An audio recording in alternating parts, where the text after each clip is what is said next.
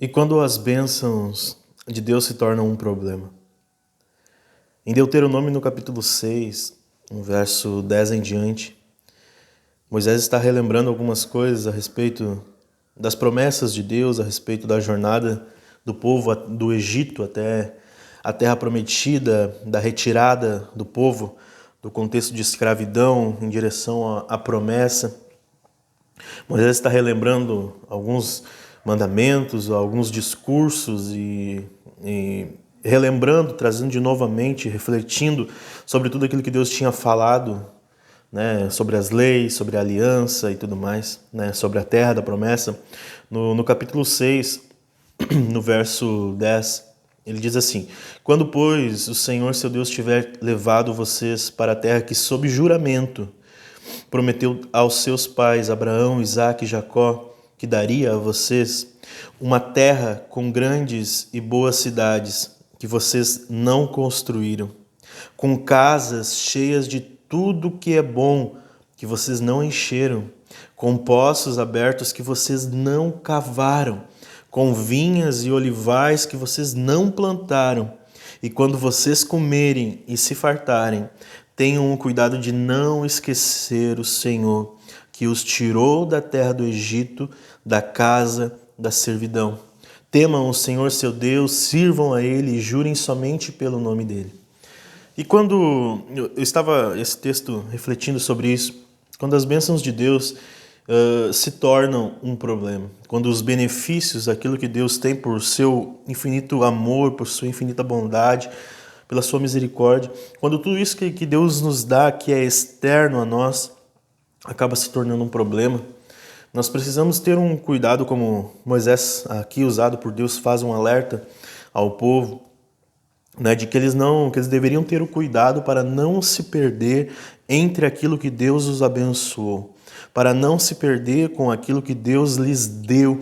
Repare que no texto o Senhor deixa bem claro, né, que são grandes cidades, boas cidades que eles não construíram. Né? Casas cheias de mantimento, cheias de tudo que é bom, mas que não foi eles que conquistaram, não foi eles que encheram a despensa das casas ou plantaram as vinhas e os olivais, não cavaram os poços.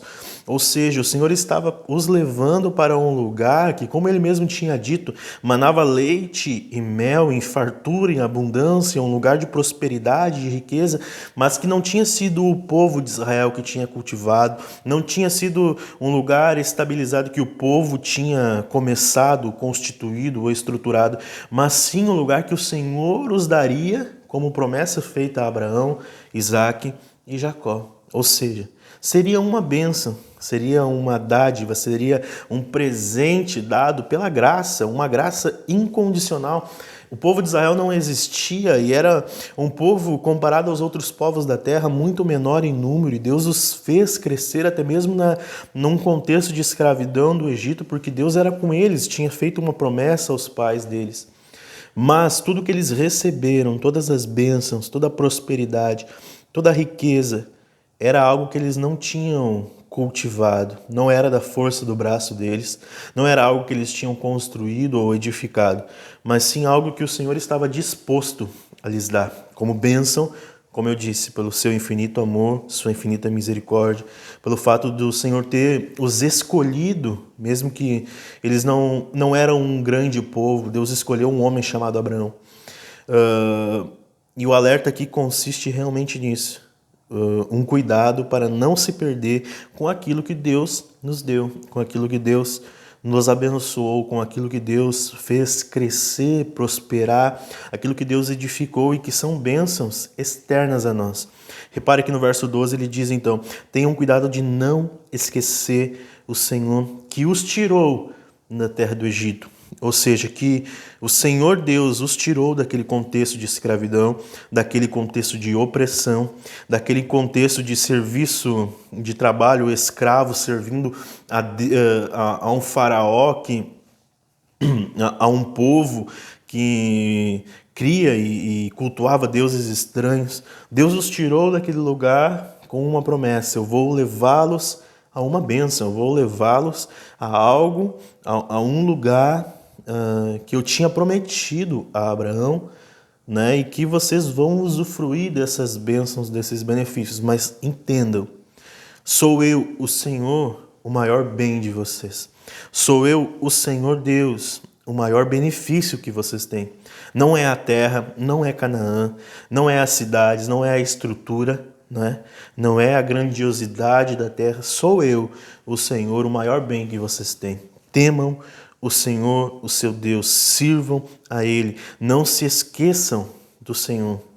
Né? Eu comecei esse vídeo dizendo, meu irmão, que nós precisamos ter este cuidado, né? Para que as bênçãos do Senhor não se tornem problemas em nossa vida. Aquilo que o Senhor nos deu, né, por amor, por misericórdia, né? O Senhor Jesus disse que nenhum homem na terra receberia algo se não fosse do céu lhe concedido. Todas as coisas, irmãos, independente se você é crente ou não, entenda uma coisa: tudo aquilo que você tem, tudo aquilo que você é, você pode até pensar que é simplesmente pela força do seu braço ou pelo seu esforço, pela sua dedicação, pela sua capacidade, mas entenda, o Senhor dá boas e grandiosas bênçãos a todas as pessoas. Existe graça comum para todas as pessoas, não só para os crentes. Deus abençoa qualquer tipo de pessoa. O Senhor Jesus disse que sem Ele nós nada conseguiríamos fazer. Nós precisamos ter a ciência no nosso coração, meu irmão, de que aquilo que Deus nos dá, que é externo a nós, que são bênçãos, são coisas boas, não necessariamente coisas ruins. Canaã não era um problema para eles, poderia ser. Canaã não era algo ruim, poderia ser, se eles esquecessem que o Senhor é o maior bem, que o Senhor é o maior benefício, e não aquilo que Ele pode fornecer, não aquilo que Ele pode dar. Lá no capítulo 2 de Jó, a Bíblia diz que depois que Satanás toca nele com a permissão do Senhor, a mulher de Jó chega para ele e diz: amaldiçoa o teu Deus e morre. E Jó fala algo muito interessante. Ele diz: se nós recebemos de Deus as bênçãos, por que não receberíamos de Deus também as dificuldades e os problemas? Se Ele me deu, Ele pode tomar, né? Mas louvado seja, ou bendito seja o nome do Senhor, mesmo assim eu vou glorificá-lo e vou exaltá-lo. Repare que as bênçãos de Deus, todos os benefícios de Deus, a família estruturada que Jó tinha, né, a prosperidade que ele tinha, não foi um problema no momento de dificuldade, porque o Senhor ainda era o seu Deus.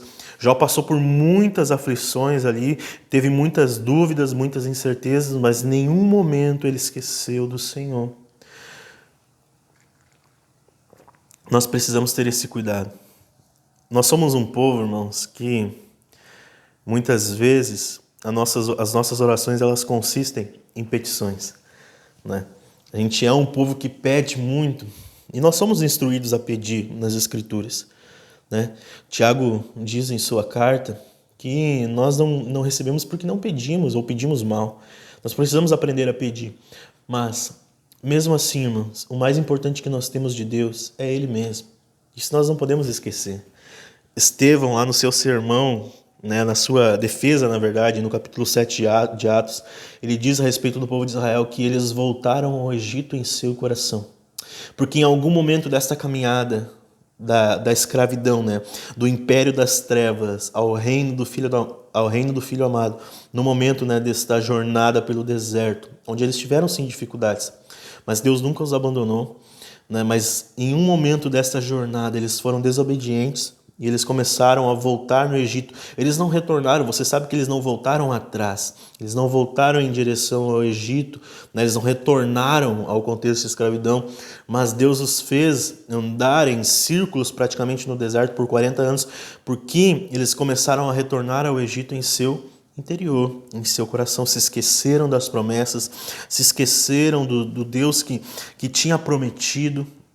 Se esqueceram que Deus estava com eles, que Deus tinha prometido estar com eles todos os dias e que os sustentaria, os guardaria, e tudo aquilo que eles herdariam lá na frente seria o próprio Deus que lhes daria. Eles voltaram em seu coração ao Egito. Estevão fala isso, porque em algum momento eles tiraram Deus do trono do seu coração, do seu interior, e talvez colocaram as dificuldades, talvez colocaram as bênçãos, aquilo que Deus tinha prometido que era externo, né? As cidades, as casas, né? As vinhas, os olivais, né? Coisas que eles não plantaram, que eles não semearam, coisas que eles não construíram, né? E eles colocaram tudo isso talvez no seu coração e retiraram Deus, né? Esqueceram-se do Senhor. E isso acabou se tornando um problema. Isso acabou se tornando uma dificuldade, porque eles não tiveram o cuidado de semear em seu coração, né, a presença de Deus, né, o Deus que estava com eles, o Deus que agia por intermédio deles, o Deus que cuidava deles. Eles se atentaram somente às coisas materiais, às coisas externas, né, e esqueceram que o maior bem, o maior benefício era ter o Deus vivo e verdadeiro como seu único e verdadeiro Deus. Nós precisamos ter esse cuidado também, meu irmão, porque muitos de nós, talvez ao sermos abençoados, nós podemos ser tentados a esquecer do Senhor, né? Podemos ser tentados a, como Moisés diz aqui no verso 11, né? Deus falando através de Moisés, quando vocês comerem e se fartarem, né? Ou seja, quando nós usufruímos daquilo que Deus faz por nós, né? Que é externo a nós, que são bens e benefícios. Quando nós comemos e nos fartamos disso, quando usufruímos, precisamos ter o cuidado para não esquecer do Deus que fez por nós. Eu queria trazer essa breve reflexão com vocês e fazer uma oração agora, para que o Senhor, primeiramente, para que Ele tenha misericórdia de nós, para que não hajamos com desobediência, para que as nossas atitudes não sejam atitudes de quem está esquecendo do Senhor dia a dia, e está usufruindo de bens e de bênçãos e quem sabe tirando o Senhor do seu lugar de honra no coração. Gostaria de orar com você, Pai. Eu primeiramente te agradeço, Senhor, por tudo que o Senhor faz por nós, por tudo que o Senhor coloca em nossas mãos, né? Nós te agradecemos, Deus, pelas bênçãos, Senhor, primeiramente pela capacidade de respirar pela manhã, pela misericórdia, Senhor, que se renova. O Senhor tem cuidado da nossa casa, da nossa família. O Senhor tem nos dado alimento, Senhor, o Senhor tem nos dado um lar, um teto sobre a cabeça. Muito obrigado, Pai. Mas eu te agradeço primeiramente, Senhor, e especialmente por quem o Senhor é, pelo seu caráter, pela sua misericórdia, pela sua essência, Deus, que é um Deus bom, justo, eterno, grandioso, vivo, verdadeiro, que não mente, que não falha, não erra. Muito obrigado, Senhor, por quem o Senhor é. Desde a eternidade, o Senhor tem cuidado de nós. O Senhor planejou e espera coisas de nós. Eu te agradeço por tudo isso, Pai. Que o nosso coração esteja blindado, esteja em extrema alerta, Senhor, a respeito dessas coisas. Que não venhamos a confundir as bênçãos e torná-las deuses em nossas vidas. Muito pelo contrário, que possamos ter a postura de Jó, que entendeu que receberia do Senhor tanto bem como mal. Que poderia receber do Senhor a permissão para produzir riquezas, mas também a permissão para ser acometido por problemas, por dificuldades. O Senhor está no controle de todas as coisas. Que não venhamos a confundir, Senhor, os teus bens e benefícios com deuses em nossa vida. Não venhamos tirar o Senhor do centro da nossa existência, do nosso coração e colocar coisas que são externas a nós, Pai. Mas que nosso coração esteja cultivando a Tua bondade, o Teu grande amor, o Teu caráter, a Tua justiça, em nome de Jesus. Eu peço que o Senhor abençoe os meus irmãos, Pai.